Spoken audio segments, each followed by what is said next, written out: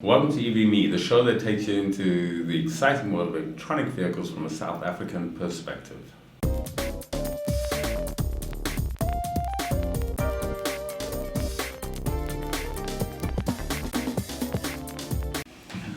In this episode, we take stock of how EVs are currently doing worldwide, and then we briefly examine South Africa's place in it all. In the next 10 minutes, we'll answer the following questions. How many vehicles are there currently on the planet versus how many EVs? Show how long it would take to replace all the vehicles on the planet with EVs, which countries are currently leading the way, and a comparison of which companies are top of the sales charts for all vehicles versus which companies are top of the sales chart for electronic vehicles. What is the forecast for growth by 2030? And finally, how do we expect South Africa to respond to this shift towards electronic vehicles? Yeah, so that's a lot to cover, but let's start with there are currently 1.4 billion cars on the planet. It's a lot, with 77 million new cars being sold every year, meaning it would take 18 years to replace all the ICE vehicles. Nevertheless, the transitions to EVs will be determined by advancements in technology, government policy, and the supporting infrastructure. But we will talk more about this shortly. So then, which are the countries that are dominating the vehicle space? Okay, well, if we look purely from the vehicles numbers game, then China has the most cars in the world, sitting at 322 million, followed by the USA with 276 million. Okay, so now, where do we think South Africa would fit into all this? We have approximately 12 million cars on the road. Okay, I know that's true. But we don't want to just talk about ICE vehicles. So how does this number relate to the number of EVs currently on the planet? Because I know from a stats point of view, the IEA has pegged the number of electric vehicles in the world at 5.1 million. Wow. Well, I mean, when you say wow, I mean, what's really wow is China's government policies, which have aggressively geared towards EVs, so that half the global EV stock sits in China, which is then followed by the US and then Europe.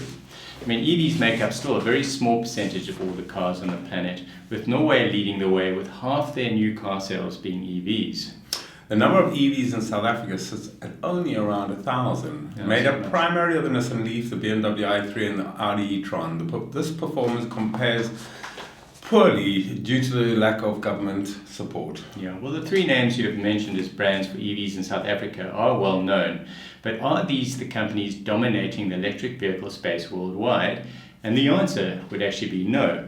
The top contenders at the moment are Tesla, BYD, BAIC, and Nissan. Yeah, some of these manufacturers you never would have heard of, as they are currently purely based in China and purely focused on EVs. I mean, EVs aside, the top two car manufacturers in terms of volume per year are VW, followed very closely by Toyota, although VW intends to convert most of their facilities to EV production by 2025. They're not currently in the top 10 of EV manufacturers, but Toyota is even further behind. Needless to say, these figures are from 2019 and could change considerably next year with strong contenders such as the ID3 coming from VW. Well, let's discuss in more detail what is coming, the current predictions for the next 10 years. Yeah, so the predictions are that by 2030, 70% of all new cars sold in China will be EVs. They have no choice, as many of their cities aren't coping with the pollution. In Europe, this is expected to be 50%, and in Japan, this is expected to be 37%. But what is remarkable is that Canada and US is only expected to be 30%. But Tesla might change that. Yeah, no, I think you're right. 10 years is not a lot of time to achieve these numbers when considers the massive shift required in production as well as the sourcing of these unique materials for this process. The charging infrastructure is growing quickly with over 1 million charging stations in China already. But that is China, and they can build whole cities in 2 years. Yeah, the rest of the world isn't going to shift that quickly, with many countries, including South Africa, of course, which will need to make changes to their power grid to accommodate the increase in electric vehicles. But what is South Africa currently doing about this transition?